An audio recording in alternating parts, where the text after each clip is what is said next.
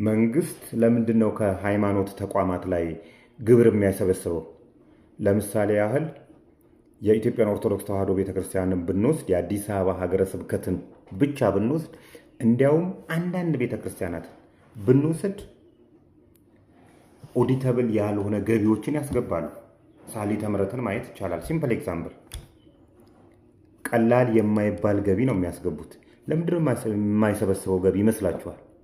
ለምሳሌ የሃይማኖት ተቋማት አትስረቅ፣ አታመንዝር፣ የሰውን አትመኝ፣ አትግደል ሲሉ ምን ማለታቸው ነው?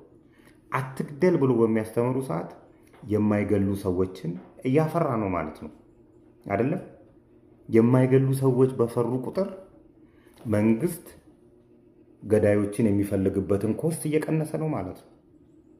አትስረቅ ሲልህ የማይሰርቅ ሰው እያፈራ ነው ማለት ነው። የማይሰርቅ ሰው በፈራ ቁጥር መንግስት ሌባዎችን ለመፈለግ፣ ለማሰር፣ ሌባውን ለመቀለብ የሚያወጣውን ወጪ ይቀንስልናል ማለት ነው። በተዘዋዋሪ መንገድ የሃይማኖት ተቋማት እየከፈሉት ነው ማለት ነው። ስነ ምግባርን በማስተማር ዜጎችን የማይሰርቅ ዜጋን፣ የማይገል ዜጋን፣ የሰውን የማይመኝ የማይጣላ ሰላማዊ ዜጋን በመፍጠር እየከፈለ ነው ማለት ነው። በካሽ ባይሆንም ክፍያው በዚህ እየከፈለ ነው።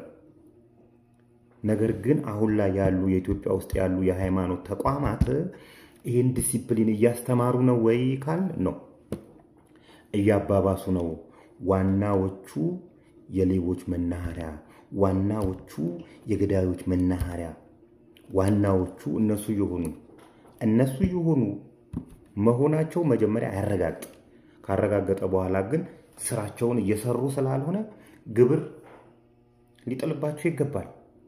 ቢኮዝ እነሱ ያፈሯቸው ሌቦች ለመያዝ መንግስት ወጪ እያወጣ ነው ያለው። እውነቴን ነው የምላችሁ። ቤተ ክርስቲያን ፊት ለፊት የሚጠላ ሰው ይሻላል ቤተ ክርስቲያን ውስጥ ገብቶ ለቤተ ክርስቲያን ተንቆርቋሪ መስሎ የራሱን ሽቀላ የሚሸቅል። ይሄ ነው በተለይ የኢትዮጵያ ኦርቶዶክስ ተዋሕዶ ቤተ ክርስቲያንን ዘመድ መስለው የሚበዘብሷትን ሰዎች ማስወጣት አልቻለችም። ከላይ ከሲኖዶሱ ጀምሮ እንደኔ በመላ ኢትዮጵያ ያሉ የኦርቶዶክስ እምነት ተከታዮች የሚያዋጡት ወጪ፣ የሚከፈላቸው ክፍያዎች በሲኖዶሱ ነው መመራት ያለበት።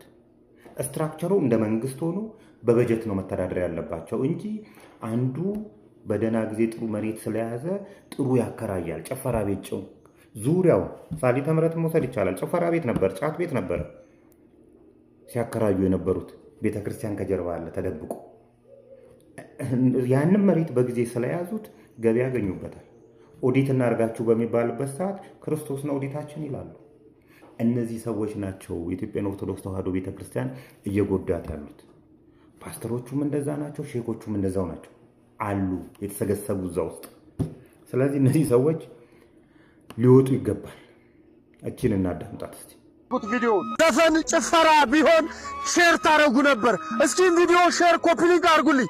100 ጊዜ ሼር 100 ጊዜ ኮፒ ሊንክ አርጉ። ኮሜንት ላይ 16 ቁጥርን ጻፉልኝ።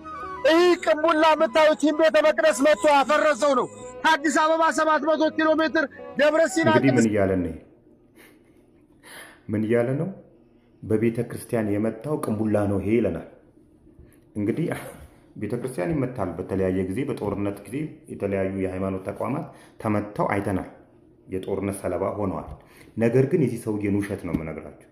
እንግዲህ አንድ መሳሪያ ሲተኮስ ምኑ ነው? አረሩ ነው የሚሄደው አይደል እንዴ? ቅንቡላው ወይም ቀለሃው እዛው ነው የሚያርፈው። ቤተ ክርስቲያኗን የመታት ይሄ ነው ብሎ ያሳየናል። አይኑን ያወጣው ውሸት ማለት ነው። ቤተ ክርስቲያኗ ስለፈረሰች ትሰራ፣ ምንም እኮ ተቃውሞ የለንም።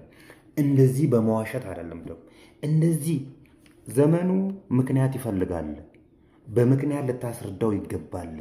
ጥያቄ ይጠይቃል። አለበለዚያ ለቆ ይሄዳል። እንደዚህ ተሰስገ እየዋሸፍ። ይሄ ሰውዬ እንግዲህ የንግድ ቤት አለው አወሎ ህንፃ ነው የንግድ ቤት ያለው፣ የተደራጀ በቤተ ክርስቲያን የሸቀለ ያለ ሰው ነው። አዛኝ በቃ እሱ ነው የቤተ ክርስቲያን ጠባቂ። እናንተ ነገ የሆነ ነገር ስንናገረው ደግሞ ያኮርፋል። ይሄንን አንድ በሉልኝ፣ እንቀጥላለን።